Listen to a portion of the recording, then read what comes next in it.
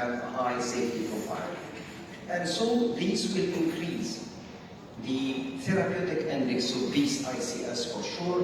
And hi, could we please get an audio check?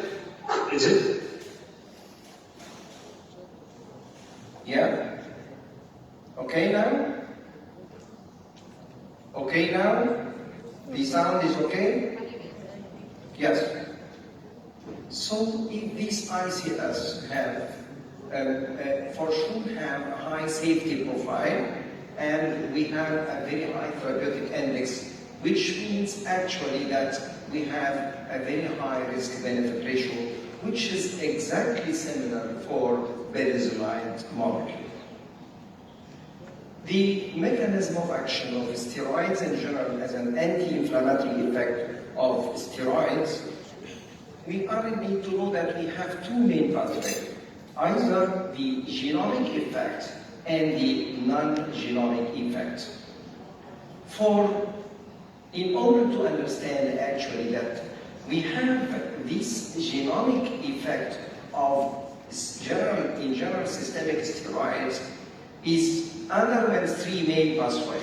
The first one, as we can see here, is through direct activation of the receptors, which is known as transactivation, in which the lipophilic steroids, for sure, cross easily through the lipid bilayer and come in contact with the glucocorticoid receptors. And once the glucocorticoid receptors,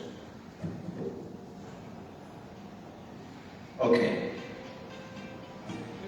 Yeah, sorry that we should start from the start again.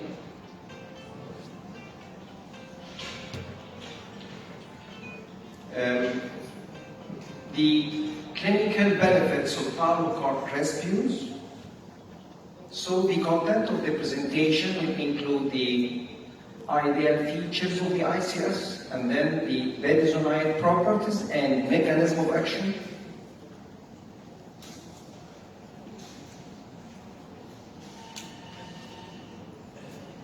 And the mechanism of action, and then the role of pulmicort rescues in management of long-term asthma management and in acute exacerbation, and the safety profile of the pulmicort rescues.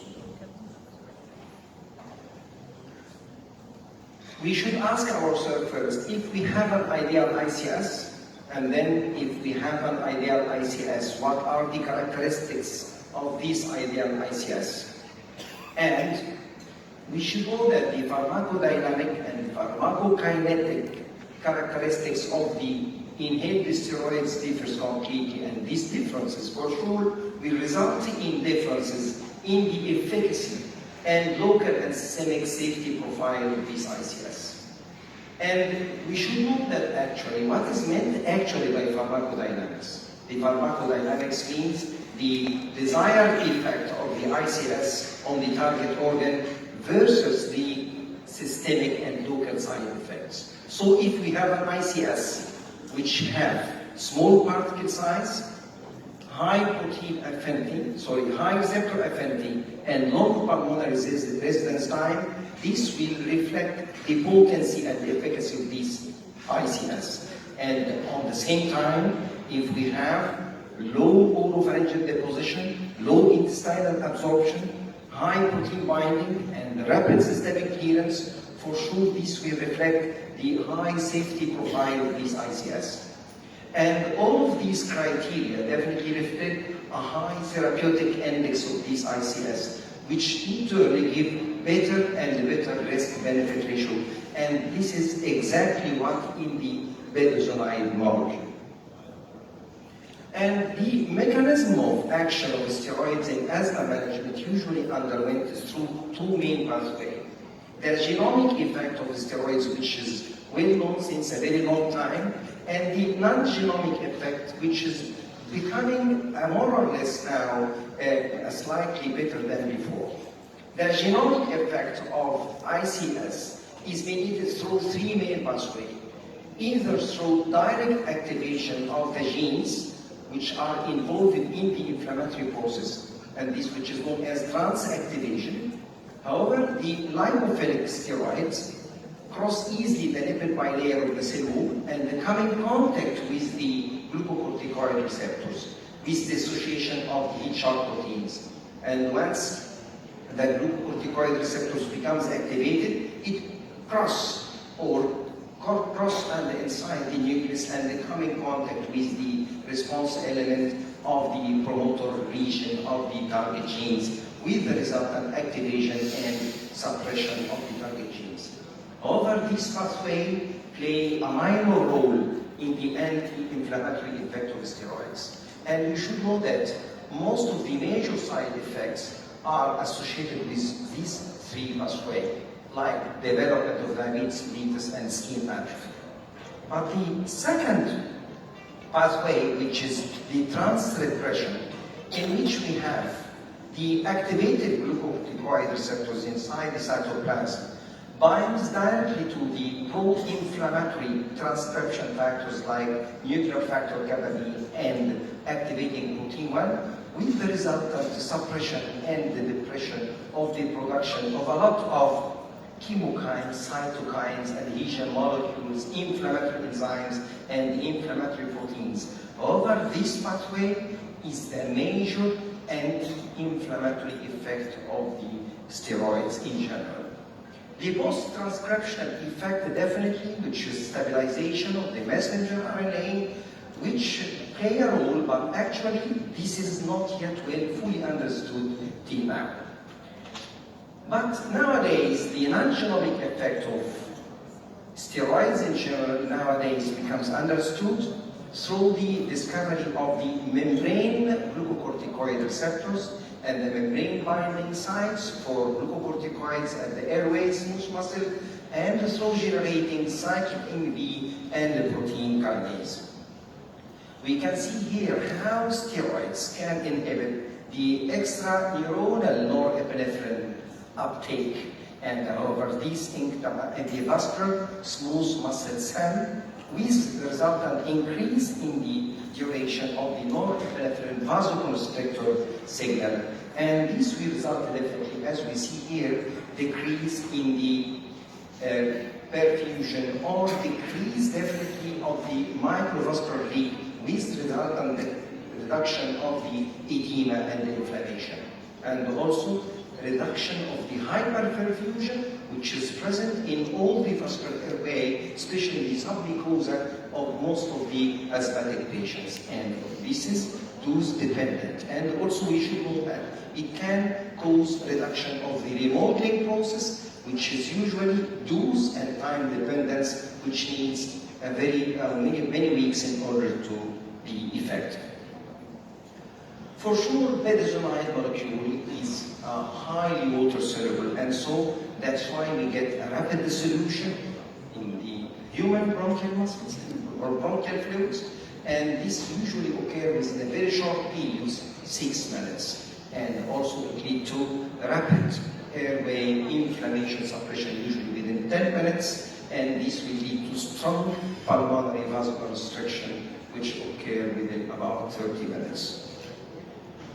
After inhalation of the ICS and deposited in the airway, for sure it needs to be dissolved first in order to enter into the bronchial wall and into the lung tissues.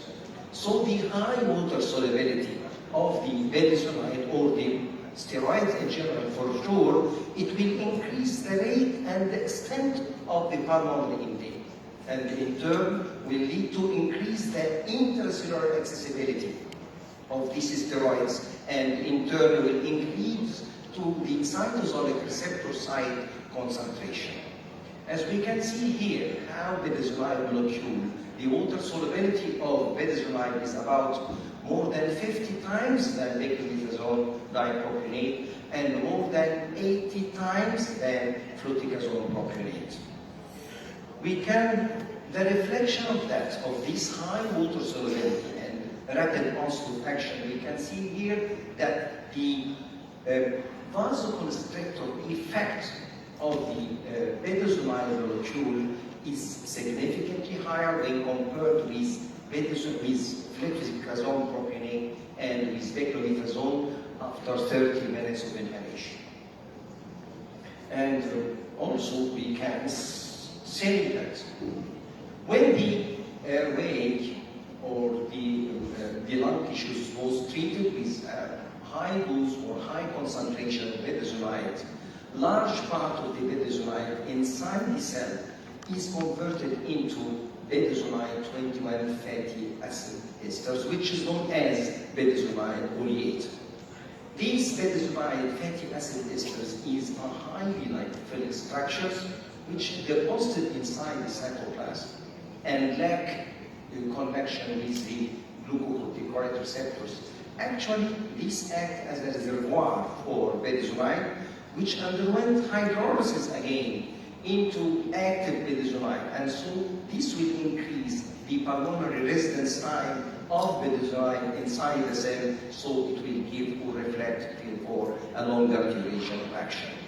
However, this character is not yet well present in peglometazone dipropionate or with fluticasone propionate because they are lacking 21 carbon atom that is unique for budesonide. And we should know also about 50% of budesonide intracellularly is present in the esterified form. And as we said, it is a reservoir and it actually gradually resolves and gradually hydrolyzes into active budesonide. This esterification is concentration dependent, and so it is more evident and more prominent in the airway tissues, in which we have the concentration is much higher. So it is dose dependent or concentration dependent. That's why it is well evident in the airway tissues. And also it depends on another factor, which is the individual esterification capacity of the tissue. The individual esterification capacity of the tissue in the airway is much higher if compared to other tissues like striated muscles, which show a very low individual capacity for the esterifications. And actually, this will explain why steroids or why budesonide in particular lasting for a long duration of action in alcohol. And finally, that if we can say that we have pulmicort or budesonide molecules can produce a median mass aerodynamic diameter by 3 to 5 micron in diameter, as in case of budesonide, which give us the best pulmonary deposition. So we are sure that we have a considerable amount of the drug reaching the lung tissues, and so we reflected on the efficacy of this drug.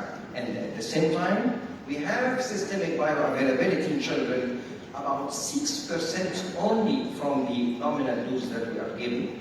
And at the same time, we have a terminal elimination time, half-life, by about 2.3 hours, which reflected the high safety profile of this molecule. And so we have a very high therapeutic index with much better risk-benefit ratio, which is exactly for budesonide molecule.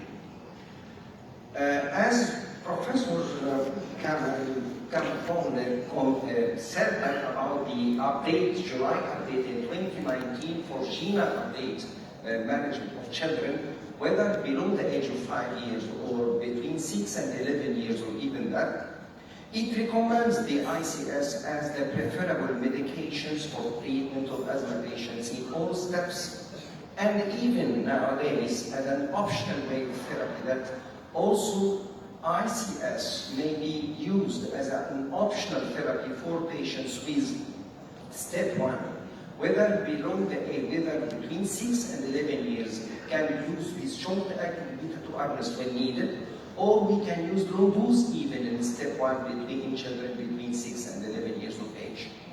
And below the age of 5, as we can see here, that one of the options nowadays we can use, especially for infants below the children below the age of 5, that we can use in patients particularly who are suffering from frequent viral induced wheeze.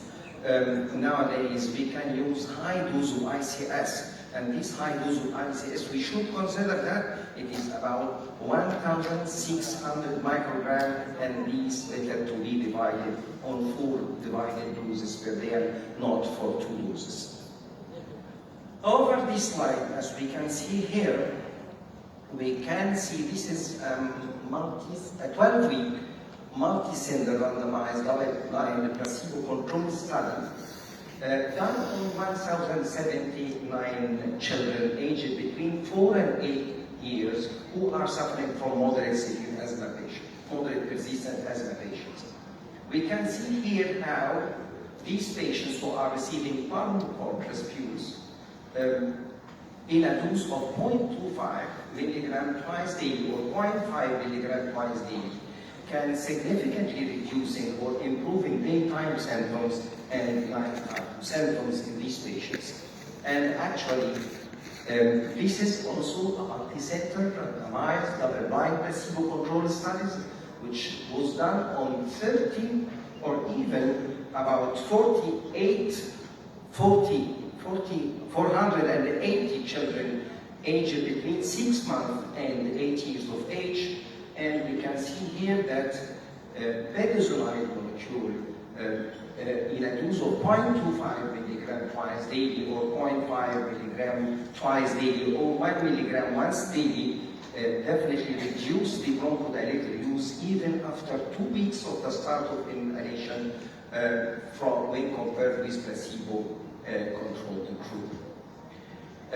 Also, we can see this is a randomized this is a multi-center randomized double-blind placebo-controlled study. We can see here how pulmicort respules in mild asthmatic patients when we are using once daily in a dose of 0.5 milligram or 1 milligram once daily significantly reduce the forced expiratory volume in 1 second when compared with the placebo group.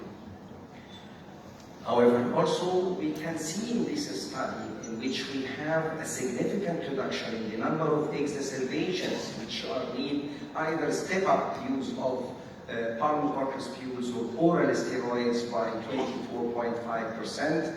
in infants and the children who are treated with pulmicort respules over the duration of the treatment, which is 52 weeks of treatment. And again, we can see here how pulmicort respules in a dose of 0.5 milligram once daily in mild asthmatic patients over the period of this study, which is 52 weeks. We can see here, but after 12 weeks, we can see how they are significantly reducing morning and evening peak expiratory flow rate in such group of patients. And we can see here again that how pulmicort respules in a dose of 0.5 milligram used once daily, when compared with montelukast, they can effectively reduce the number of exacerbation by 41% when compared with montelukast, and also decrease the percentage of patients requiring oral steroids significantly. But here we should know that this is a sector of the group of the patients, because this study will include a wide sector of patients between 2 years and 8 years, but when we make some group of patients between 2 and 4 years, we can see how pulmicort respules is more effective in such a group of patients, which is the younger patients, and give more significant and more effective results, which is exactly similar in the studies by Professor. Again, pulmicort respules, you can see here, significantly improving children asthma symptoms by far, and also children health. One of the very important findings that we can see that how pulmicort respules significantly reducing the further or the risk of further development of exacerbations in patients who are receiving pulmicort respules when compared definitely for other anti-asthma medications in general. And we can see this if we compare this group of patients who are receiving pulmicort respules to the patients who are receiving other inhaled steroids, we can see a more and more reduction for the further development of the future development of exacerbation within the 30 days immediately after stopping the inhalational therapy. As regards the tolerability of the pulmicort respules, we have a huge number of studies, 3 studies which including more than 1,081 patients done in USA. These short-term studies, definitely, we can see here that we have any significant differences between patients who are using pulmicort respules and the placebo during the 12 weeks of the study, which include about 1,081 infants and children who are receiving, as regard the development of fever, sinusitis, rhinitis, otitis media, and so we have any significant differences during this one period of the studies, of the 3 studies, which signify that it is well tolerated by the patients during these periods. But if we consider a very long duration of studies, which include about 9 studies, 5 outside USA and 4 inside USA, and also all including more than 1,000 infants and the children using pulmicort respules, we can find here we have also comparable results when we compare the pulmicort respules to the other conventional asthma therapy, whatever they are. We can find no significant differences between these 2 groups as regard most of the items that we can see as regard the fever, headache, otitis media, ear infection, bronchitis, respiratory tract infections, even gastrointestinal manifestations. We have no significant differences between these 2 groups, which signify the high tolerability of the pulmicort respules compared to other medications, whether they are used. And also, these are 3 long-term studies, each one lasting for 52 weeks, which are comparing the effect of pulmicort respules to the other conventional asthma therapy on the gross velocity of these infants and the children. We have any significant differences between patients or infants and children receiving pulmicort respules with those who are receiving anti-asthma medications, and definitely even the pooled studies, definitely we cannot find any significant differences on the gross velocity. And lastly, we can say that Bergevine molecular structure results in definite rapid pharmacological onset of action, 2, significant improvement in the daytime and night asthma symptoms, and also reduction of bronchodilator use. With Bergevine is usually associated with significant reduction in the risk of future asthma exacerbation, and also significantly reducing the asthma exacerbation and improving lung functions when compared with montelukast. And also we have a very high tolerability during short and long-term treatment, and together with no significant effect on the gross velocity and the cortisol level. And thank you.